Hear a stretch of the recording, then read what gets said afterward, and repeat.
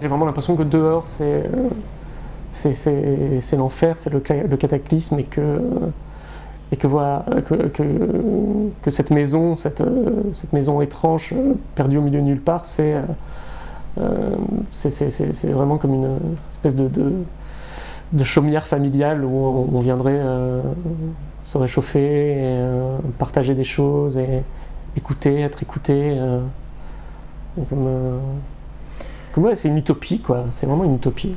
Au final, c'est une famille un peu hybride. On part de la famille traditionnelle des années 30 pour arriver à une espèce de famille recomposée, bizarre, transgenre d'aujourd'hui, et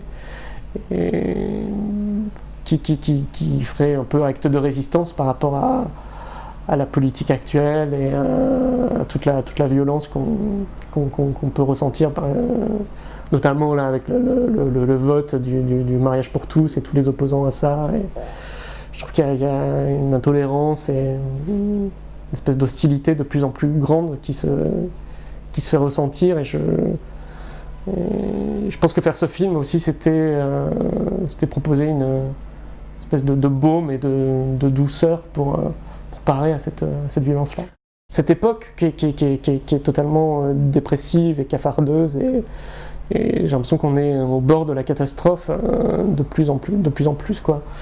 Et que le film, modestement, se fait aussi l'écho de ça à travers ce que racontent les personnages, ce qu'ils ont vécu, et leur traumatisme.